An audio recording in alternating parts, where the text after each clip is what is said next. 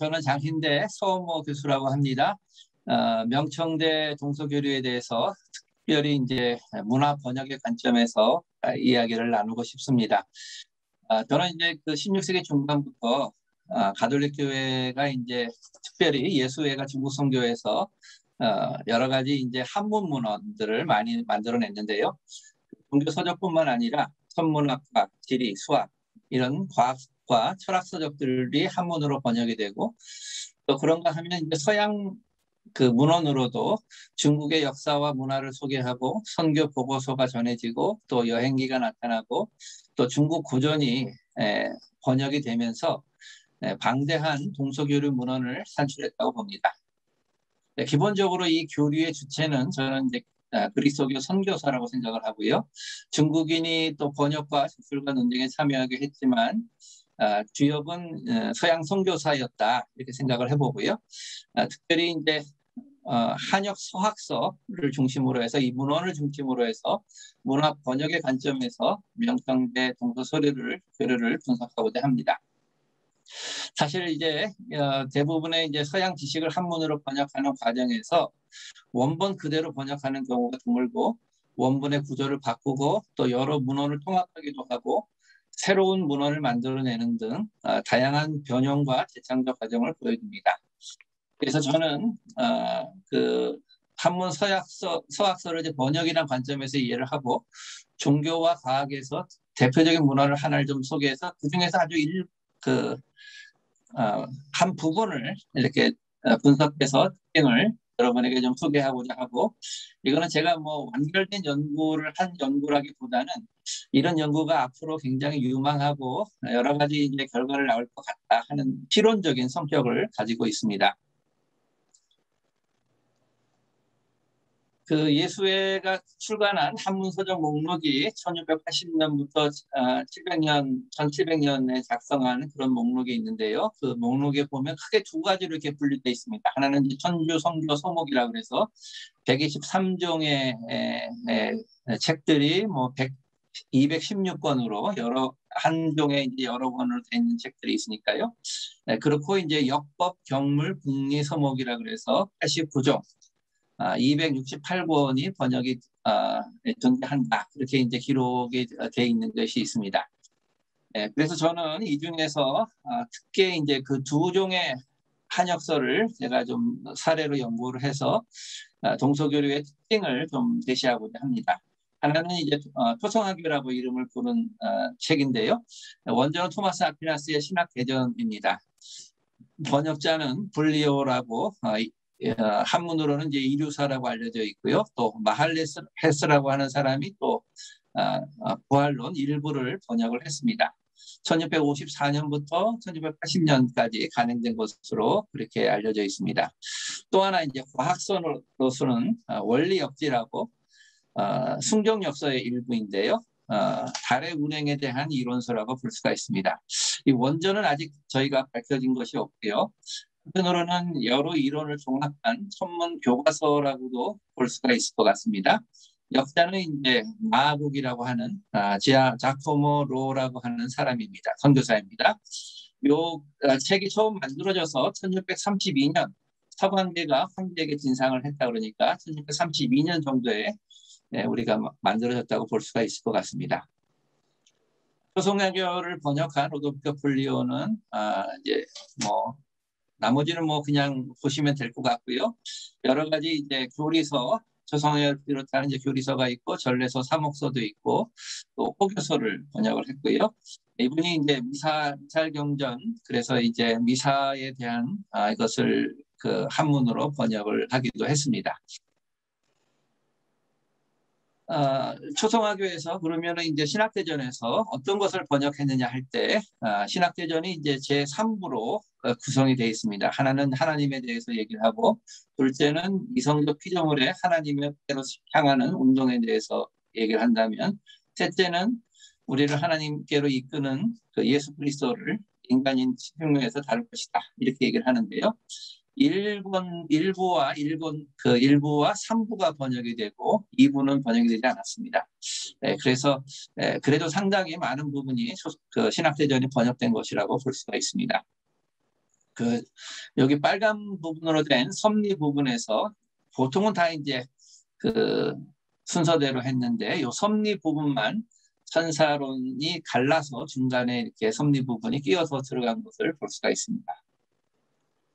법내에서는 초성화교의 기초가 되는 철학적 개념을 소개하는데 사원인이라든가 실체와 속성, 본질, 10가지 범주, 사물을 또 어떻게 구분할 것이냐, 지성에는 어떤 3가지 작용을 어떻게 작용이 있다는 것, 또 3단용법, 그리고 이제 2가지 인식, 추상, 탈이라는 개념을 써서 추상을 표현했고요.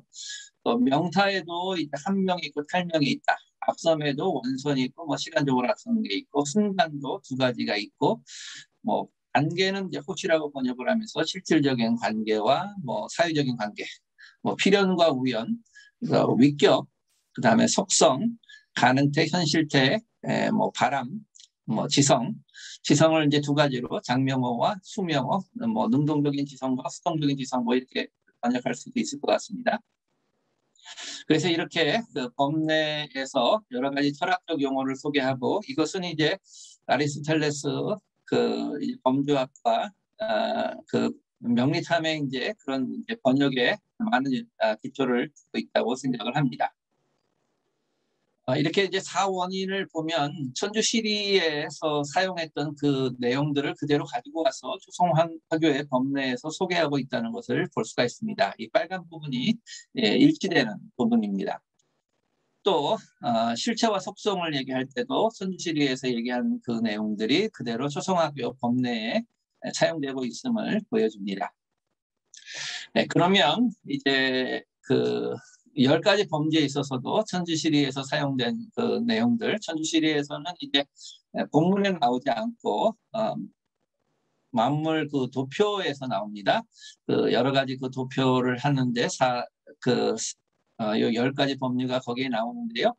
그 초성화에서도 그대로 그 본문을 사용하고 있고 명리탐에서 이제 사용된 그런 이제 번역어를 사용해서 우리가 조금 비교해 볼 수가 있습니다.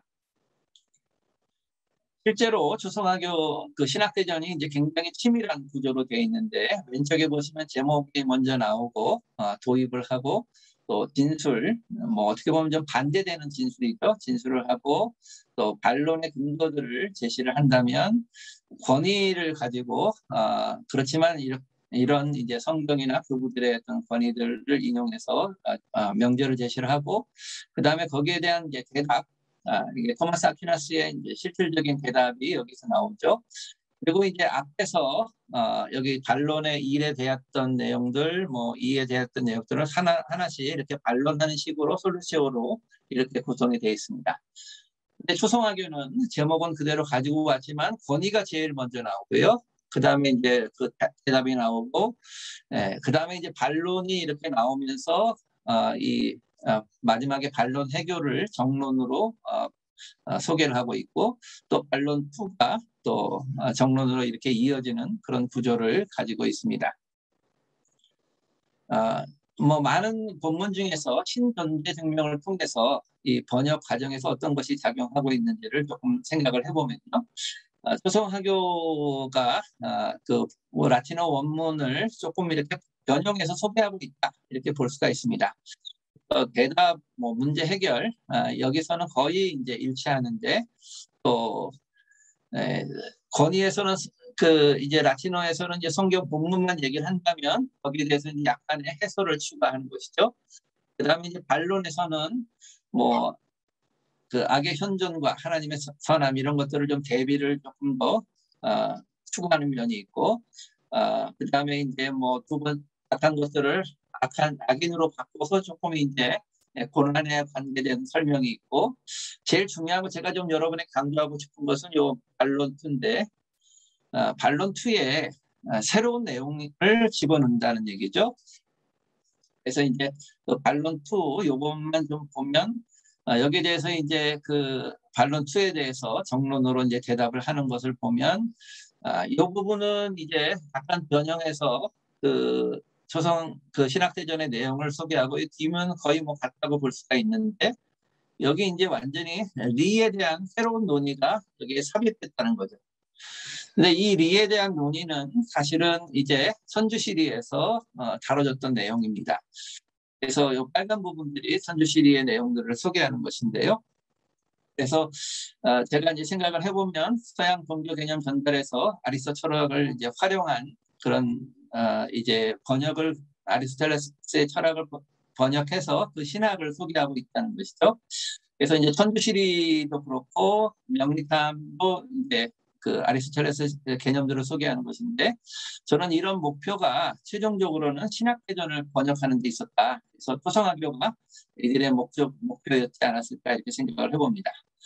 또 이제 번역 그 형태를 보면 굉장히 자유롭게 번역을 하고 있고 중국 문화와 이제 소통하려고 하는 것을 좀 보여주고 심지어 이제 구조를 완전히 바꾸기도 하고 해설이나 주해가 들어가기도 하고 또 중국에서 발전된 이 리와 같은 논의도 본문 안에 삽입시켜서 번역을 하고 있다 이렇게 말씀드리고 싶습니다. 원리 역지를 좀 보면요, 달의 운행에 관한 책인데요. 그 승경엽서라고 하는 책의 일부로 나타나 있습니다. 그래서 기본적으로는 승경엽서에서 서양 천문학에 기초한 역법을 소개하는 것인데 이제 명나라 때는 실행되지 못하다가 이제 서양 신법 역사라는 이름으로 청나라 때 하면서 이제 시헌역이라고 새로운 역법이 시행되게 됩니다.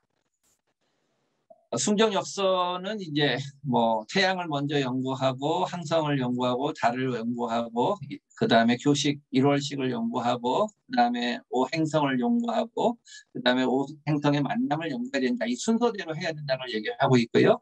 또 원리를 가르치고 또 수치의 계산법이나 또 표라든가 이런 것들을 제시한 부분 또 이제 계산법들 여러 가지 이제 뭐 삼각함수라 구면 천문학이 구면 이제 이해하기라든가 이런 것들을 소개하고 법기라는 것은 이제 그 기구들을 소개하는 것이고요. 회통이라는 것은 이제 중국과 서양의 그 천문들을 서로 이제 그 환산하고 하는 것들을 소개하는 것입니다. 원리역지는 제가 그냥 소개는 넘어가고요. 그 서양 천문학과 중국 천문학이 좀 다른 점이 있다면 축적된 천문 이론과 체계를 중국도 갖고 있는데 관주도적으로 발전이 됐다는 것이죠. 서양에서는 그런 것이 배제되지는 않지만 민간 차원에서 전문가들이 기술과 지식과 기술의 진보를 통해서 발전할 수 있었다 하는 것이고 이것이 지리상의 발견과 인쇄술의 발견을 통해서 지식혁명을 이루지 않았나. 그리고 이것이 이제 과학혁명으로 이어집니다. 저는 이제 근본적인 차이는 기하학적 모델의 활용입니다. 서양도 이제 중국 굉장히 정확한 관측을 해왔는데 서양에서는 이 기하학적 모델을 활용해서 천문학을 이제 해석을 했고 이런 기하학적 모델을 소개하는 것이 이 승경역서 또 원리역지에서 나타나고 있습니다. 그래서 기본적으로는 이제 선체는 가장 완전하고 균일한 원 운동으로 운동을 하고 있는데 실제로 관측하는 거고 이것이 다를 수 있는데 그것은 지구에서 이제 동심원이 아니고 조금 다른 형태로 지구에서 관측할 때 차이가 있다. 그래서 이제 평균 운동, 변하지 않는 평균 운동을 알려고 하고 그다음에 평균 운동과 실제적인 운동의 차이를 알려고 하고 또 이제 지구 중심에서 생각하는 것과 지구 표면에서 생각하는 차이들 이런 것들을 알려고 하고 또 대기 불절에서 오는 그런 관측의 차이들 이런 것들을 얘기를 하면서 기하학적 모델로서 이제 설명을 하려고 했던 것이죠. 원리역지는 이렇게 보면 굉장히 이제 그 내용들 평균 운동부터 시작을 해서 가감차 뭐 이런 그리고 이제 그 조금 더 자세하게 원래 이론들이 맞지 않으니까 발달된 이론들을 소개하는 것들을 보여줍니다. 지금은 이제 이런 것들을 다 소개할 시간은 없을 것 같고요. 태양의 운동보다 달의 운동이 굉장히 복잡하다. 서론에서 이렇게 제시를 하고 있고요. 달의 평균 운동이 아주 계산하기가 어렵다. 그래서 이제 월식을 이용해서 계산하는 방법들을 소개해서 평균 운동을 실제로 계산하는 방법을 소개합니다. 그리고 이제 그 기존의 이론들이 맞지 않고요. 코페르니쿠스에서 이제 이런 것들을 이제 어떻게 해결하려고 하는지 코페르니쿠스의 그 모델을 에서 이게 제2 주전원을 2개 사용한다 그래서 2개를 사용한 모델을 소개하고 있고요. 이것을 이제 그 당시에 이제 마딘이라고 하는 사람이 또 좀 새로운 방식으로 코페르니쿠스의 관측을 활용해서 자신이 좀 새로운 두 개의 어떤 이심원을 가진 중심이 다른 원을 두 개를 설정해서 하는 이 방법을 소개하는데 이것을 이제 원력제에 소개하고 있다는 것이죠. 그리고 그 다음에는 이제 티코의 모델을 소개하는데 티코의 원래 내용이고 지금 이제 비슷한 그림을 볼 수가 있죠. 그래서 이것을 그대로 소개하고 있고요. 제가 특별히 더 느낀 것은 티코의 모델과 코페르니쿠스 모델이 어떻게 하나가 되는지를 합도를 해서 설명을 한다는 것입니다. 그래서 제가 느낀 것은 이 시기가 아직 서양에서도 천문학 이론과 모델이 혼재해서 뚜렷하게 정설이 확립되지 않은 시기인데 티코 브라이가 그래도 가장 정밀한 관측에 기초해서 이론 정립으로 권위로 인정을 받고 있었습니다. 그 원리 역지를 보면 당대 최고의 천문학 모델과 상수를 보여주고 이것을 그 원리들을 하나하나 소개하면서 알려주고 있다 이런 생각을 들고요. 이 원리 역대 서양 통문서 저본이 발견되지 않았는데 어쩌면 당도의 최고의 달 운행 이론을 종합한 교과서 성격을 갖고 있으면서 새로이 서술된 것이 아니냐. 그러면 이제 어떻게 보면 서양에서 찾을 수 없는 것을 중국에서 찾을 수 있는 그런 것도 생각해 볼 수가 있겠습니다. 그래서 저는 이제 동서교류문헌을 좀 문화 번역이라는 관점에서 연구할 필요가 있겠다. 그래서 서양 선교사가 중요시 이제 중심으로 활동을 하게 되는데요. 제가 느낀 것은 이제 서양의 최고 수준의 문화를 중국인과 소통하려고 했고 좀 자유롭게 번역하고 창조하려는 작업이 있지 않았느냐. 그래서 이제 앞으로는 이 자신들의 문화를 적극적으로 유통하려고 했는데 중국인은 좀 소극적이었다. 그 원인이 무엇일까 하는 것하고요. 또 한역 서학서가 실제적으로 어떻게 중국인들에게 영향을 주었는지 또 이제 반대 방향으로 이제 선교사들의 보고서라든가 이런 것들이 어떻게 서양 문화를 변형시켰는지 이런 것들을 생각해 보면 좋겠다 생각을 하게 되었습니다. 감사합니다.